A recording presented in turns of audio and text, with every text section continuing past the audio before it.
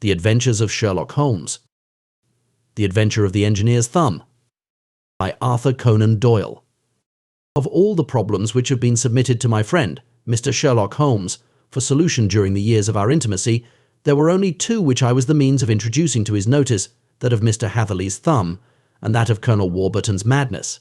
Of these, the latter may have afforded a finer field for an acute and original observer, but the other was so strange in its inception, and so dramatic in its details, that it may be the more worthy of being placed upon record, even if it gave my friend fewer openings for those deductive methods of reasoning by which he achieved such remarkable results.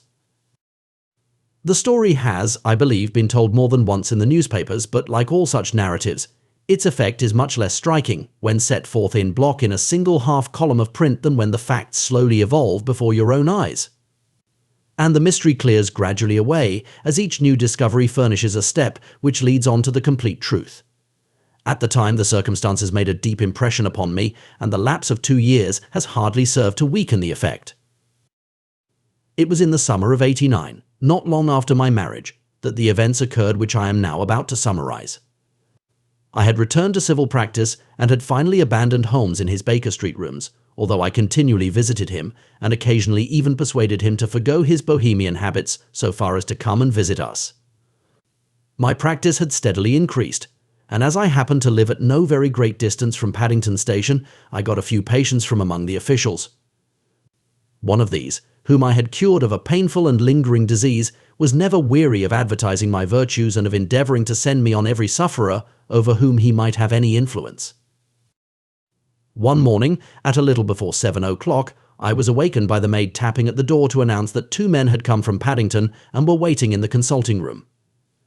I dressed hurriedly, for I knew by experience that railway cases were seldom trivial, and hastened downstairs. As I descended, my old ally, the guard, came out of the room and closed the door tightly behind him. "I've got him here," he whispered, jerking his thumb over his shoulder. "He's all right." "What is it?" Then I asked, for his manner suggested that it was some strange creature which he had caged up in my room. "It's a new patient," he whispered. I thought I'd bring him round myself, then he couldn't slip away. "There he is, all safe and sound." "I must go now, doctor. I have my duties, just the same as you," and off he went, this trusty tout, without even giving me time to thank him. I entered my consulting room and found a gentleman seated by the table. He was quietly dressed in a suit of heather tweed with a soft cloth cap which he had laid down upon my books. Round one of his hands he had a handkerchief wrapped, which was mottled all over with bloodstains. He was young, not more than 25, I should say, with a strong masculine face, but he was exceedingly pale and gave me the impression of a man who was suffering from some strong agitation, which it took all his strength of mind to control. "I am sorry to knock you up so early, doctor," said he, "but I have had a very serious accident during the night. I came in by train this morning, and on inquiring at Paddington as to where I might find a doctor, a worthy fellow very kindly escorted me here. I gave the maid a card, but I see that she has left it upon the side table." I took it up and glanced at it. "Mr. Victor Hatherley, hydraulic engineer, 16A, Victoria Street, 3rd floor," that was the name, style, and abode of my morning visitor. "I regret that I have kept you waiting," said I, sitting down in my library chair. "You are fresh from a night journey, I understand, which is in itself a monotonous occupation." "Oh, my night could not be called monotonous," said he, and laughed. He laughed very heartily, with a high ringing note, leaning back in his chair and shaking his sides. All my medical instincts rose up against that laugh. "Stop it," I cried, "pull yourself together," and I poured out some water from a carafe. It was useless, however. He was off in one of those hysterical outbursts which come upon a strong nature when some great crisis is over and gone. Presently he came to himself once more, very weary and pale-looking. "I have been making a fool of myself," he gasped. "Not at all. Drink this." I dashed some brandy into the water, and the colour began to come back to his bloodless cheeks. "That's better," said he. "And now, doctor, perhaps you would kindly attend to my thumb, or rather to the place where my thumb used to be." He unwound the handkerchief and held out his hand. It gave even my hardened nerves a shudder to look at it. There were 4 protruding fingers and a horrid red, spongy surface where the thumb should have been.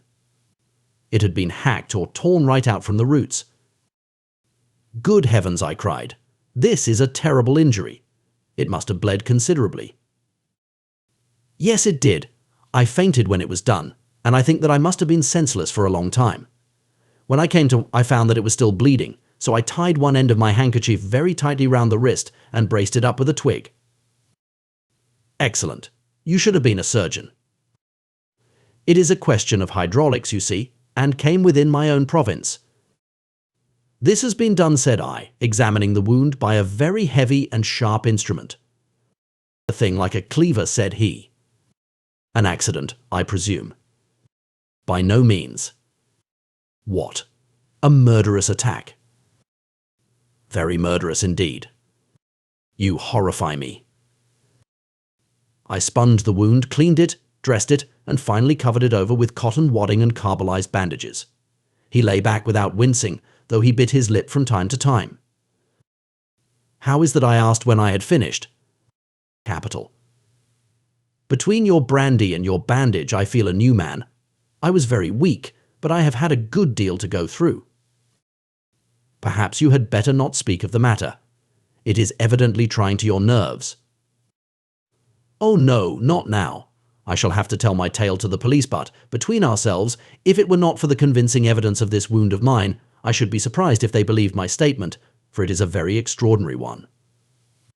And I have not much in the way of proof with which to back it up, and even if they believe me, the clues which I can give them are so vague that it is a question whether justice will be done. Hey, cried I, if it is anything in the nature of a problem which you desire to see solved, I should strongly recommend you to come to my friend, Mr. Sherlock Holmes, before you go to the official police. Oh, I have heard of that fellow, answered my visitor, and I should be very glad if he would take the matter up, though of course I must use the official police as well. Would you give me an introduction to him? I'll do better. I'll take you round to him myself. I should be immensely obliged to you. We'll call a cab and go together. We shall just be in time to have a little breakfast with him. Do you feel equal to it? Yes, I shall not feel easy until I have told my story. Then my servant will call a cab, and I shall be with you in an instant. I rushed upstairs, explained the matter shortly to my wife, and in 5 minutes was inside a hansom, driving with my new acquaintance to Baker Street. Sherlock Holmes was, as I expected, lounging about his sitting room in his dressing gown, reading the agony column of the Times and smoking his before breakfast pipe, which was composed of all the plugs and dottles left from his smokes of the day before, all carefully dried and collected on the corner of the mantelpiece. He received us in his quietly genial fashion, ordered fresh rashers and eggs, and joined us in a hearty meal. When it was concluded, he settled our new acquaintance upon the sofa, placed a pillow beneath his head, and laid a glass of brandy and water within his reach. It is easy to see that your experience has been no common one, Mr. Hatherley, said he. Pray, lie down there and make yourself absolutely at home. Tell us what you can, but stop when you are tired and keep up your strength with a little stimulant. Thank you, said my patient, but I have felt another man since the doctor bandaged me, and I think that your breakfast has completed the cure.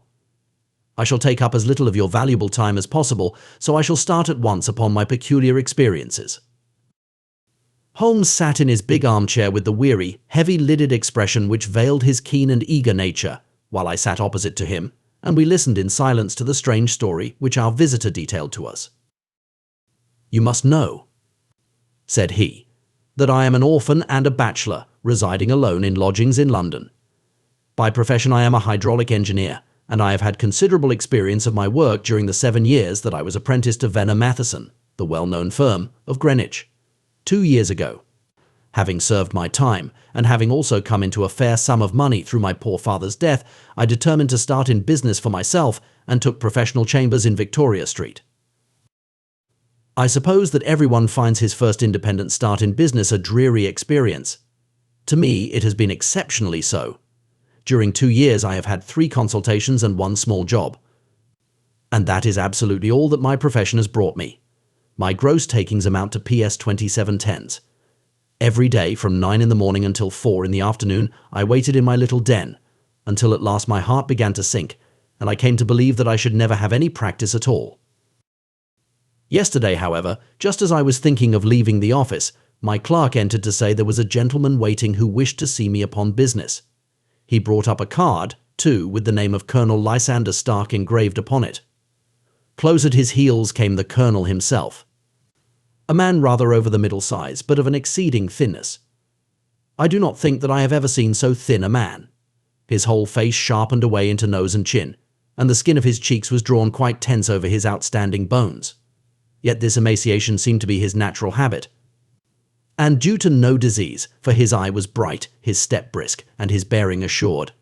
He was plainly but neatly dressed, and his age, I should judge, would be nearer 40 than 30. Mr. Hatherley, said he, with something of a German accent.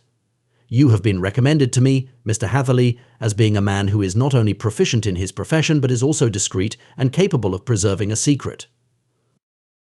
I bowed, feeling as flattered as any young man would at such an address. May I ask who it was who gave me so good a character? Well, perhaps it is better that I should not tell you that just at this moment. I have it from the same source that you are both an orphan and a bachelor and are residing alone in London. That is quite correct, I answered, but you will excuse me if I say that I cannot see how all this bears upon my professional qualifications.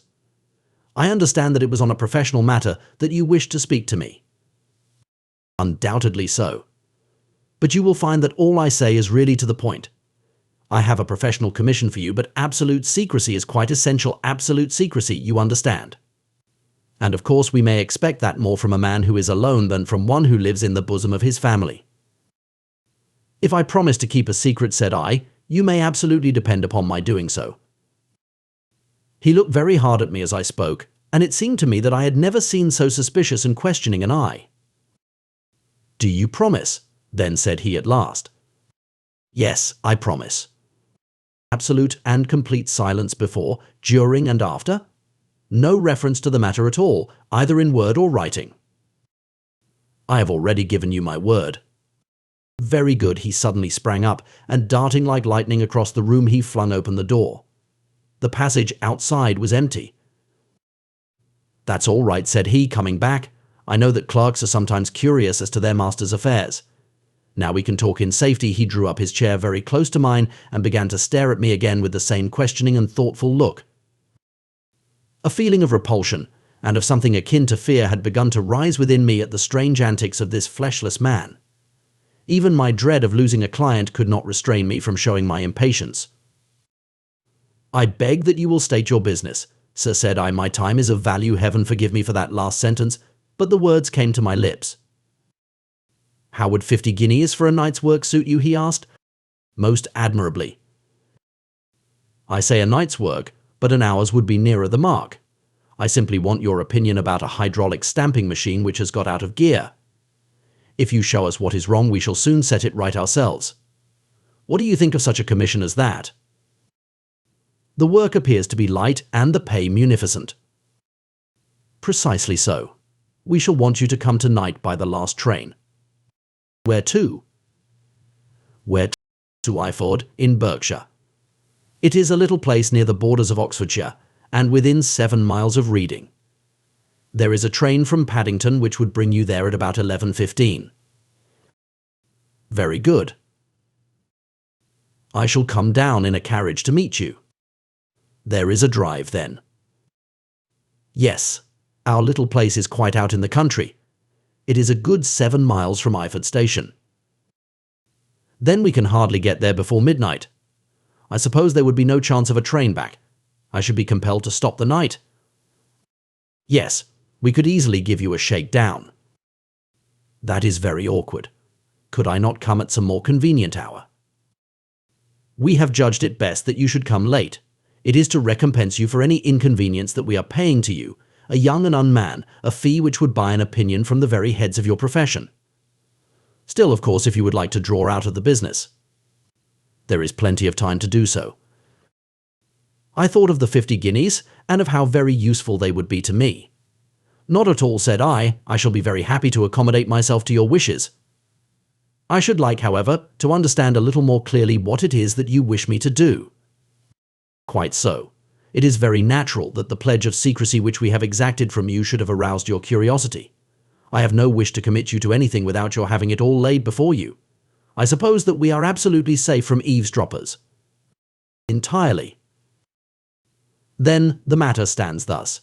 You are probably aware that fuller's earth is a valuable product and that it is only found in 1 or 2 places in England. I have heard so.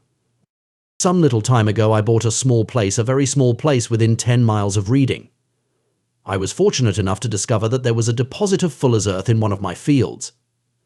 On examining it, however, I found that this deposit was a comparatively small one, and that it formed a link between 2 very much larger ones upon the right and left, both of them, however, in the grounds of my neighbours. These good people were absolutely ignorant that their land contained that which was quite as valuable as a gold mine, naturally. It was to my interest to buy their land before they discovered its true value, but unfortunately I had no capital by which I could do this.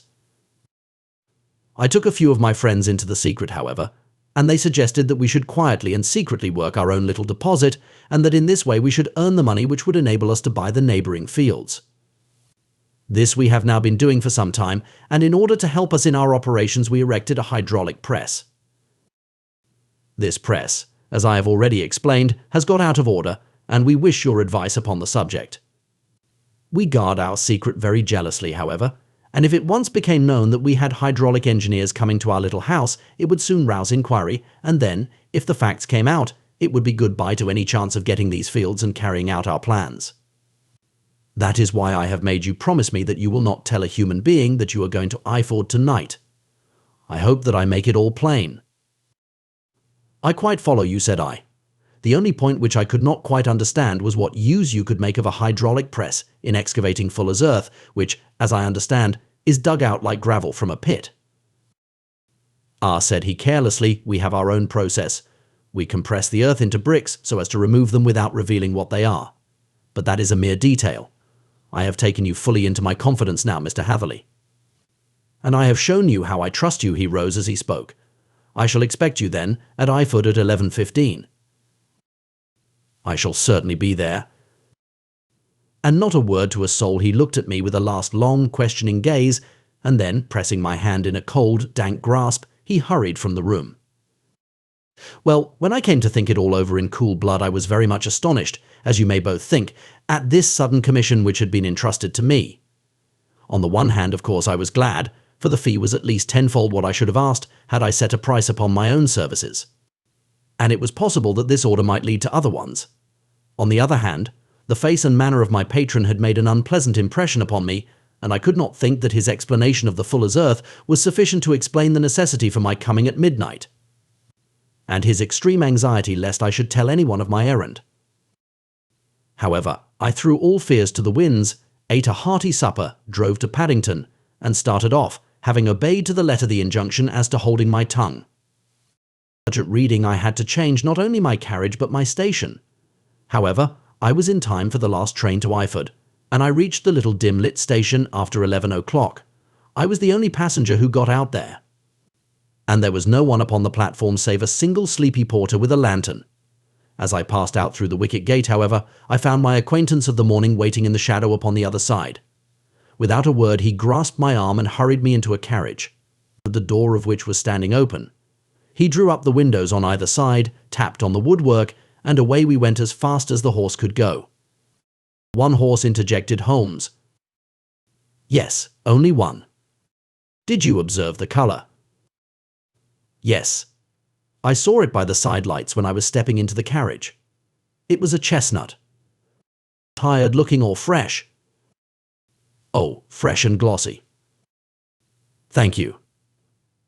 I am sorry to have interrupted you. Pray continue your most interesting statement.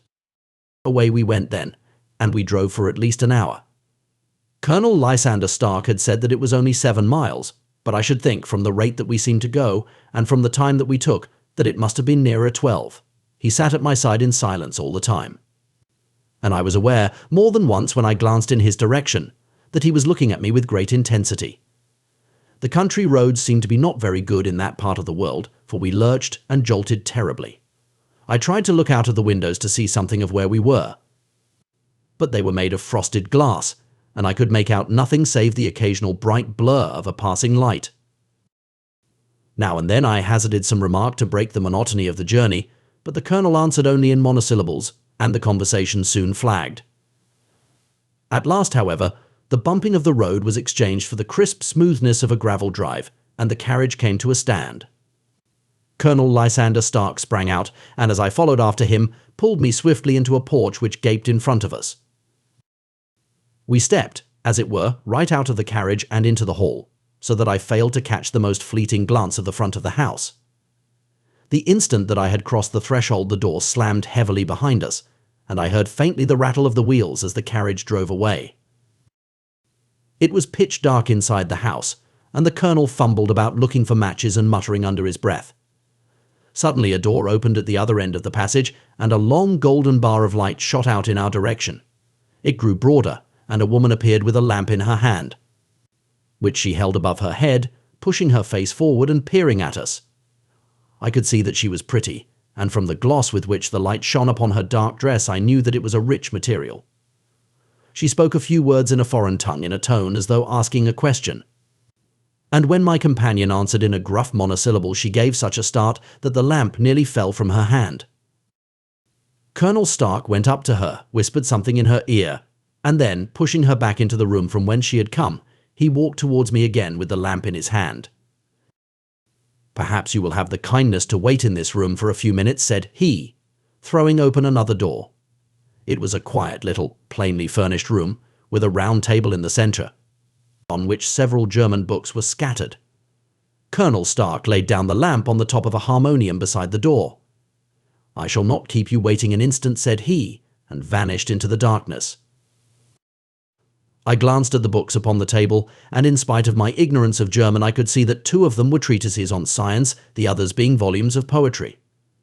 Then I walked across to the window, hoping that I might catch some glimpse of the countryside, but an oak shutter, heavily barred, was folded across it. It was a wonderfully silent house. There was an old clock ticking loudly somewhere in the passage, but otherwise everything was deadly still. A vague feeling of uneasiness began to steal over me. Who were these German people? And what were they doing living in this strange, out-of-the-way place? And where was the place? I was 10 miles or so from Eyford. That was all I knew, but whether north, south, east or west I had no idea.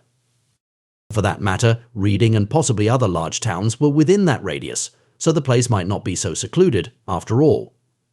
Yet it was quite certain, from the absolute stillness, that we were in the country. I paced up and down the room, humming a tune under my breath to keep up my spirits and feeling that I was thoroughly earning my 50-guinea fee. Suddenly, without any preliminary sound in the midst of the utter stillness, the door of my room swung slowly open. The woman was standing in the aperture, the darkness of the hall behind her. The yellow light from my lamp beating upon her eager and beautiful face. I could see at a glance that she was sick with fear, and the sight sent a chill to my own heart. She held up one shaking finger to warn me to be silent, and she shot a few whispered words of broken English at me. Her eyes glancing back, like those of a frightened horse, into the gloom behind her. "I would go," said she, trying hard, as it seemed to me, to speak calmly. "I would go. I should not stay here. There is no good for you to do." "But, madam," said I have not yet done what I came for. I cannot possibly leave until I have seen the machine." "It is not worth your while to wait," she went on. "You can pass through the door, no one hinders," and then, seeing that I smiled and shook my head, she suddenly threw aside her constraint and made a step forward, with her hands wrung together. "For the love of heaven," she whispered, "get away from here before it is too late." But I am somewhat headstrong by nature, and the more ready to engage in an affair when there is some obstacle in the way. I thought of my 50-guinea fee, of my wearisome journey, and of the unpleasant night which seemed to be before me. Was it all to go for nothing? Why should I slink away without having carried out my commission, and without the payment which was my due? This woman might, for all I knew, be a monomaniac, with a stout bearing therefore. Though her manner had shaken me more than I cared to confess, I still shook my head and declared my intention of remaining where I was. She was about to renew her entreaties when a door slammed overhead, and the sound of several footsteps was heard upon the stairs. She listened for an instant, threw up her hands with a despairing gesture, and vanished as suddenly and as noiselessly as she had come. The newcomers were Colonel Lysander Stark and a short, thick man with a chinchilla beard growing out of the creases of his double chin, who was introduced to me as Mr. Ferguson. "This is my secretary and manager," said the colonel. By the way, I was under the impression that I left this door shut just now. I fear that you have felt the draught." "On the contrary," said I opened the door myself because I felt the room to be a little close. He shot one of his suspicious looks at me. "Perhaps we had better proceed to business," then said he. "Mr. Ferguson and I will take you up to see the machine." "I had better put my hat on, I suppose." "Oh no, it is in the house." "What, you dig Fuller's earth in the house?" No, this is only where we compress it. But never mind that. All we wish you to do is to examine the machine and to let us know what is wrong with it." We went upstairs together. The Colonel first with the lamp, the fat manager and I behind him. It was a labyrinth of an old house with corridors, passages, narrow winding staircases, and little low doors, the thresholds of which were hollowed out by the generations who had crossed them. There were no carpets and no signs of any furniture above the ground floor, while the plaster was peeling off the walls, and the damp was breaking through in green, unhealthy blotches. I tried to put on as unconcerned an air as possible, but I had not forgotten the warnings of the lady, even though I disregarded them, and I kept a keen eye upon my two companions. Ferguson appeared to be a morose and silent man, but I could see from the little that he said that he was at least a fellow countryman. Colonel Lysander Stark stopped at last before a low door, which he unlocked. Within was a small, square room in which the three of us could hardly get at one time. Ferguson remained outside, and the Colonel ushered me in. "We are now," said he, "actually within the hydraulic press, and it would be a particularly unpleasant thing for us if anyone were to turn it on. The ceiling of this small chamber is really the end of the descending piston, and it comes down with the force of many tons upon this metal floor. There are small lateral columns of water outside which receive the force and which transmit and multiply it in the manner which is familiar to you. The machine goes readily enough, but there is some stiffness in the working of it, and it has lost a little of its force. Perhaps you will have the goodness to look it over and to show us how we can set it right." I took the lamp from him and I examined the machine very thoroughly. It was indeed a gigantic one, and capable of exercising enormous pressure. When I passed outside, however, and pressed down the levers which controlled it, I knew at once by the whooshing sound that there was a slight leakage, which allowed a regurgitation of water through one of the side cylinders. An examination showed that one of the India rubber bands which was round the head of a driving rod had shrunk so as not quite to fill the socket along which it worked. This was clearly the cause of the loss of power, and I pointed it out to my companions, who followed my remarks very carefully and asked several practical questions as to how they should proceed to set it right. When I had made it clear to them, I returned to the main chamber of the machine and took a good look at it to satisfy my own curiosity. It was obvious at a glance that the story of the Fuller's Earth was the merest fabrication, for it would be absurd to suppose that so powerful an engine could be designed for so inadequate a purpose. The walls were of wood, but the floor consisted of a large iron trough, and when I came to examine it, I could see a crust of metallic deposit all over it. I had stooped and was scraping at this to see exactly what it was when I heard a muttered exclamation in German and saw the cadaverous face of the Colonel looking down at me. "What are you doing there?" he asked. I felt angry at having been tricked by so elaborate a story as that which he had told me. "I was admiring your Fuller's Earth," said I. "I think that I should be better able to advise you as to your machine if I knew what the exact purpose was for which it was used." The instant that I uttered the words I regretted the rashness of my speech. His face set hard, and a baleful light sprang up in his grey eyes. "Very well," said he, "you shall know all about the machine." He took a step backward, slammed the little door, and turned the key in the lock. I rushed towards it and pulled at the handle, but it was quite secure, and did not give in the least to my kicks and shoves. "Hullo!" I yelled. "Hullo! Colonel, let me out." And then suddenly in the silence I heard a sound which sent my heart into my mouth. It was the clank of the levers and the swish of the leaking cylinder. He had set the engine at work. The lamp still stood upon the floor where I had placed it when examining the trough. By its light I saw that the black ceiling was coming down upon me slowly, jerkily, but as none knew better than myself, with a force which must within a minute grind me to a shapeless pulp. I threw myself, screaming, against the door, and dragged with my nails at the lock. I implored the Colonel to let me out. But the remorseless clanking of the levers drowned my cries. The ceiling was only a foot or two above my head, and with my hand upraised I could feel its hard, rough surface. Then it flashed through my mind that the pain of my death would depend very much upon the position in which I met it. If I lay on my face, the weight would come upon my spine, and I shuddered to think of that dreadful snap. Easier the other way, perhaps, and yet, had I the nerve to lie and look up at that deadly black shadow wavering down upon me?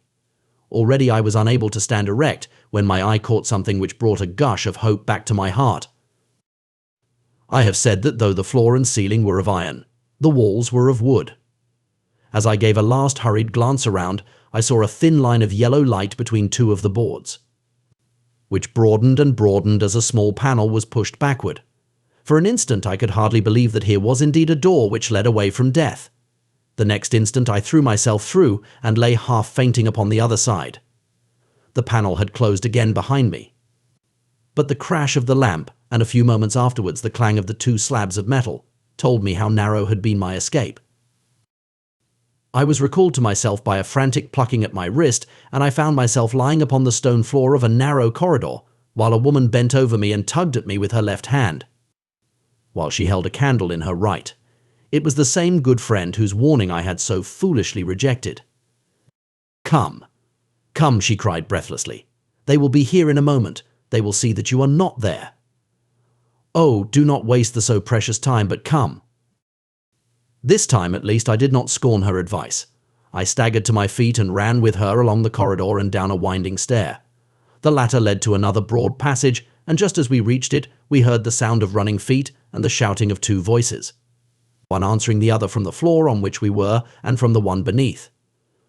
My guide stopped and looked about her like one who is at her wit's end. Then she threw open a door which led into a bedroom, through the window of which the moon was shining brightly.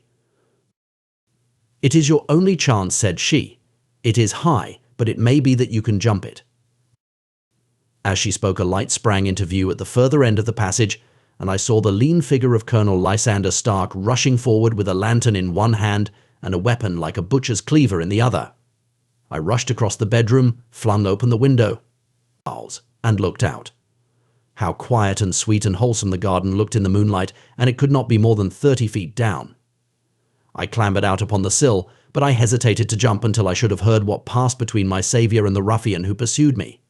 If she were ill-used, then at any risks I was determined to go back to her assistance. The thought had hardly flashed through my mind before he was at the door, pushing his way past her, but she threw her arms round him and tried to hold him back. "Fritz! Fritz!" she cried in English, "remember your promise after the last time. You said it should not be again. He will be silent." "Oh, he will be silent." "You are mad, Elise," he shouted, struggling to break away from her. "You will be the ruin of us. He has seen too much." "Let me pass," I say. He dashed her to one side, and rushing to the window, cut at me with his heavy weapon. I had let myself go, and was hanging by the hands to the sill, when his blow fell. I was conscious of a dull pain, my grip loosened, and I fell into the garden below. I was shaken but not hurt by the fall, so I picked myself up and rushed off among the bushes as hard as I could run, for I understood that I was far from being out of danger yet. Suddenly, however, as I ran, a deadly dizziness and sickness came over me. I glanced down at my hand, which was throbbing painfully, and then, for the first time, saw that my thumb had been cut off and that the blood was pouring from my wound. I endeavoured to tie my handkerchief round it, but there came a sudden buzzing in my ears, and next moment I fell in a dead faint among the rose bushes. How long I remained unconscious I cannot tell. It must have been a very long time, for the moon had sunk, and a bright morning was breaking when I came to myself.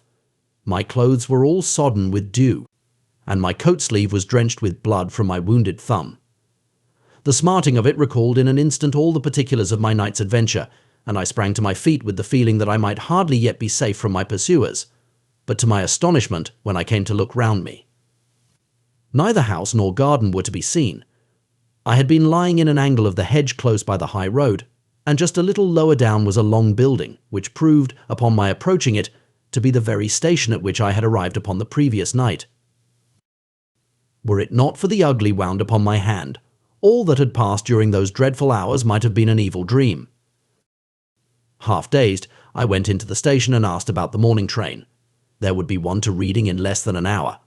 The same porter was on duty, I found, as had been there when I arrived. I inquired of him whether he had ever heard of Colonel Lysander Stark. The name was strange to him. Had he observed a carriage the night before waiting for me? No, he had not.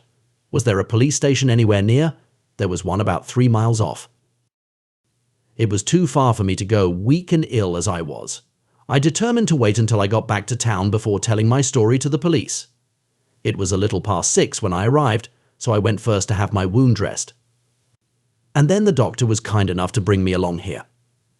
I put the case into your hands and shall do exactly what you advise. We both sat in silence for some little time after listening to this extraordinary narrative. Then Sherlock Holmes pulled down from the shelf one of the ponderous commonplace books in which he placed his cuttings. "Here is an advertisement which will interest you," said he. "It appeared in all the papers about a year ago.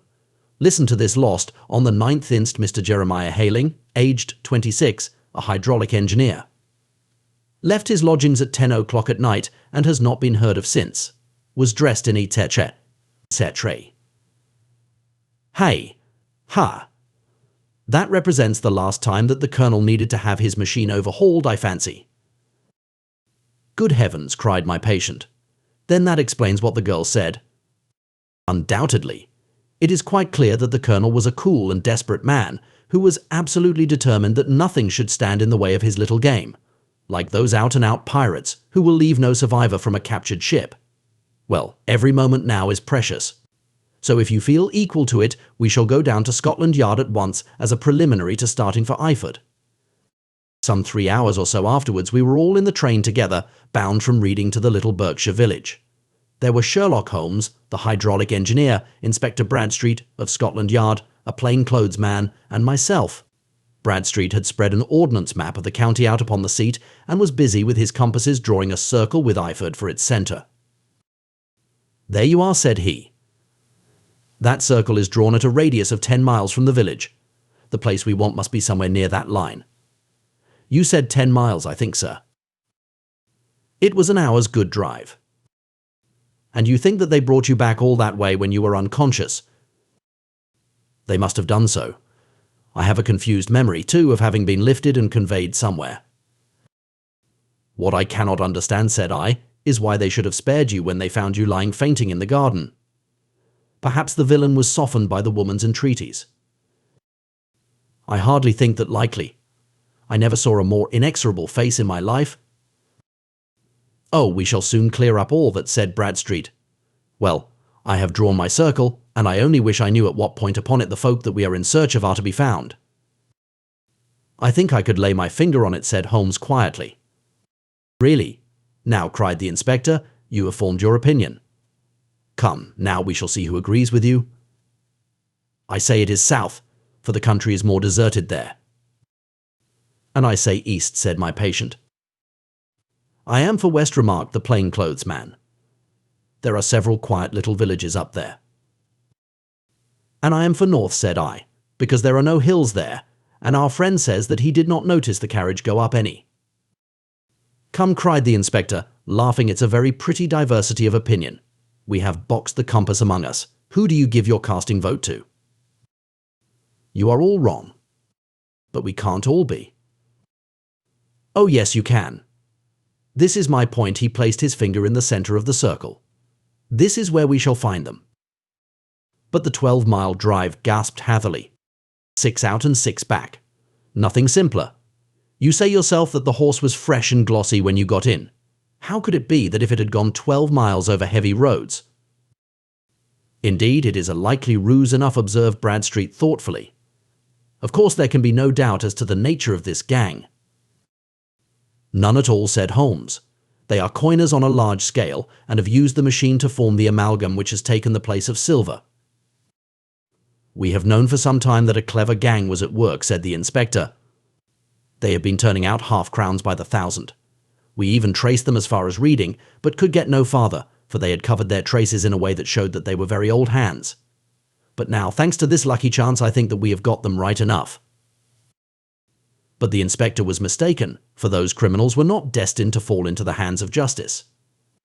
As we rolled into Iford Station, we saw a gigantic column of smoke which streamed up from behind a small clump of trees in the neighborhood and hung like an immense ostrich feather over the landscape. "A house on fire?" asked Bradstreet as the train steamed off again on its way. "Yes," said the station master. "When did it break out?" "I hear that it was during the night, sir, but it has got worse, and the whole place is in a blaze." "Whose house is it?" "Dr. Becker's." "Tell me," broke in the engineer, "is Dr. Becker a German, very thin, with a long sharp nose?" The station master laughed heartily. "No, sir. Dr. Becker is an Englishman, and there isn't a man in the parish who has a better lined waistcoat. But he has a gentleman staying with him, a patient, as I understand, who is a foreigner, and he looks as if a little good butcher beef would do him no harm." The station master had not finished his speech before we were all hastening in the direction of the fire. The road topped a low hill, and there was a great widespread whitewashed building in front of us, spouting fire at every chink and window, while in the garden in front 3 fire engines were vainly striving to keep the flames under. "That's it," cried Hatherley, in intense excitement. "There is the gravel drive, and there are the rose bushes where I lay. That second window is the one that I jumped from." "Well, at least," said Holmes, "you have had your revenge upon them. There can be no question that it was your oil lamp which, when it was crushed in the press, set fire to the wooden walls. Though no doubt they were too excited in the chase after you to observe it at the time. Now keep your eyes open in this crowd for your friends of last night, though I very much fear that they are a good 100 miles off by now." And Holmes' fears came to be realized, for from that day to this no word has ever been heard either of the beautiful woman, the sinister German, or the morose Englishman. Early that morning a peasant had met a cart containing several people and some very bulky boxes driving rapidly in the direction of Reading. But there all traces of the fugitives disappeared, and even Holmes' ingenuity failed ever to discover the least clue as to their whereabouts. The firemen had been much perturbed at the strange arrangements which they had found within, and still more so by discovering a newly severed human thumb upon a window sill of the second floor. About sunset, however, their efforts were at last successful, and they subdued the flames, but not before the roof had fallen in, and the whole place been reduced to such absolute ruin that, save some twisted cylinders and iron piping, not a trace remained of the machinery which had cost our unfortunate acquaintance so dearly. Large masses of nickel and of tin were discovered stored in an outhouse, but no coins were to be found, which may have explained the presence of those bulky boxes which have been already referred to. How our hydraulic engineer had been conveyed from the garden to the spot where he recovered his senses might have remained forever a mystery were it not for the soft mould, which told us a very plain tale. He had evidently been carried down by 2 persons, one of whom had remarkably small feet and the other unusually large ones. On the whole, it was most probable that the silent Englishman, being less bold or less murderous than his companion, had assisted the woman to bear the unconscious man out of the way of danger. "Well," said our engineer ruefully as we took our seats to return once more to London, "it has been a pretty business for me. I have lost my thumb and I have lost a 50-guinea fee, and what have I gained?" "Experience," said Holmes, laughing. "Indirectly it may be of value. You know you have only to put it into words to gain the reputation of being excellent company for the remainder of your existence." The end. The best audiobooks for free hopes that you have enjoyed this production of The Adventure of the Engineer's Thumb by Arthur Conan Doyle. This narrative is the 9th of a compendium of 12 Sherlock Holmes cases, each standing as their own short story, as published in The Adventures of Sherlock Holmes. Please subscribe to our channel on YouTube and Rumble, as your subscription is the support we need to create more great free content.